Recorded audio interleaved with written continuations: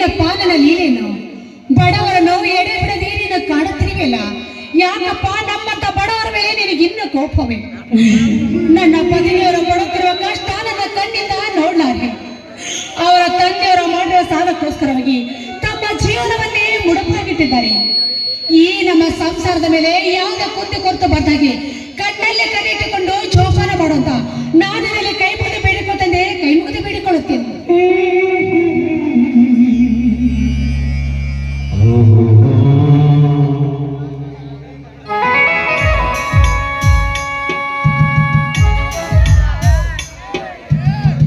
ಪಾರ್ವತಿ ಪಾರ್ವತಿ, ಬನ್ನಿ ಸ್ವಾಮಿ, ನಾನು ಈಗ ತಾನೇ ದೇವರ ಪೂಜೆ ಮಾಡ್ತೀನಿ. ನೀವು ದೇವರಿಗೆ ನಮಸ್ಕಾರ ಮಾಡಿ ಪ್ರಸಾದ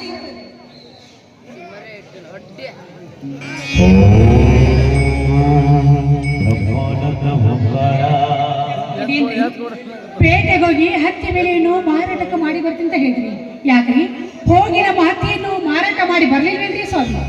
ಹೋಗಿದ್ದೆ ಪಾರ್ವತಿ, ಹೋಗಿದ್ದೆ. ಯಾಕೆ ಸ್ವಾಮಿ ನಿಮ್ಮ ಮಾತಿನಲ್ಲಿ ಯಾಕೋ ಏನೋ ಆತಂಕ ಬರ್ತಾ ಇದ್ದಲ್ಲ? ಹತ್ತಿ ಬೆಲೆಗೆ ಮಾರ್ಕೆಟ್ ಸಿಗ್ಲಿಲ್ವೇನ್ರಿ? ಬೆಲೆ ಸಿಕ್ಕಿತು ಪಾರ್ವತಿ, ಸರಿಯಾದ ಬೆಲೆ ಸಿಕ್ಕಿತು. 1 ಕ್ವಿಂಟಲ್ ಹತ್ತಿನೂ ಆಯಿತು. 50,000 ರೂಪಾಯಿ ಪಟ್ಟಿಯನ್ನು ಮಾಡಿದರು. ಆದರೆ ಈ ಊರ ಶ್ರೀಮಂತ ಎನಿಸಿಕೊಂಡಿರುವ ದೇವೇಂದ್ರ ದೇಸಾಯಿಯವರು ನಮ್ಮ ಹತ್ತಿ ಅಂಗಡಿಯ ಸಾಲ ಕೊಟ್ಟು ಬಿಡು ಎಂದು ಪಟ್ಟಿ ಮಾಡಿದ 40,000 ರೂಪಾಯಿ ಪಟ್ಟಿಗಳನ್ನು ಮುರಿದು ಹಾಕಿ ಬಿಟ್ಟನು ಪಾರ್ವತಿ, ಮುರಿದು ಹಾಕಿ ಬಿಟ್ಟನು.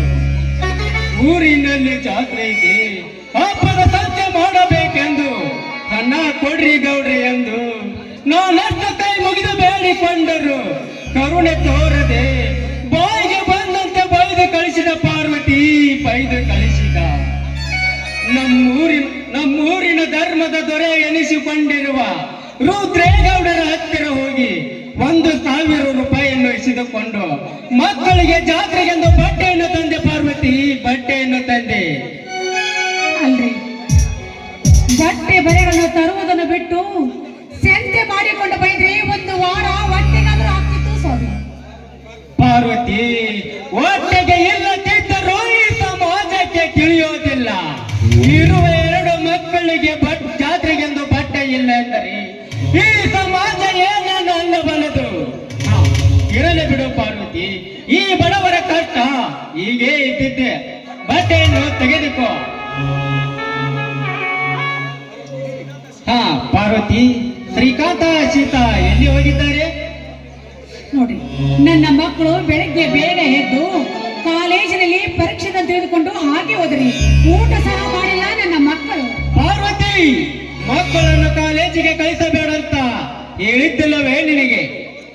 ಅರಿ, ನೀವ್ ಹೇಳಿದ್ದೇನೋ ನಿಜವಿದೆ. ಅವ್ರೆಲ್ಲಿ ನನ್ನ ಮಾತು ಕೇಳ್ಬೇಕ್ರಿ. ಎಷ್ಟೇ ಆಗ್ಲಿ ಅವ್ರು ನಿಮ್ ಮಕ್ಕಳಲ್ವೇನ್ರಿ? ಹುಚ್ಚಿ, ಹಾಗೇಕೆ ಮಾತನಾಡುತ್ತಿರುವೆ ಪಾರ್ವತಿ? ನಾನೊಬ್ಬನೇ ಹತ್ತಿದ್ದೇನ, ನೀನಿಲ್ಲವೇ? ಹಾಗಲ್ಲ ಸ್ವಾಮಿ, ಇಷ್ಟು ವರ್ಷ ನಾನಾತು ಈ ಮನೆಗೆ ಬಂದು ನಿಮ್ಮ ಮುಖದಲ್ಲಿ ನಗು ಸಹ ನೋಡಿಲ್ಲ. ಅದಕ್ಕಾಗಿ ನಿಮಗೆ ಆ ರೀತಿ ಹೇಳಿದೆ ಸ್ವಾಮಿ, ಅಷ್ಟೇ ರೀ.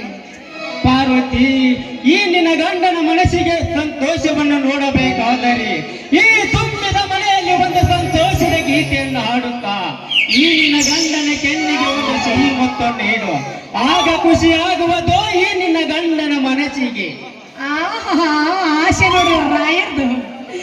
ಇಷ್ಟು ವಯಸ್ಸಾದ್ರೂ ಇನ್ನೂ ನಿಮಗೆ ಹಾಡುವ ಚಪ್ಪಲ ಹೋಗಿಲ್ಲ ಅಂತ ಕಾಣ್ತಾನೆ. ಯಾಕೆ ಹುಚ್ಚಿ ಗಿಡ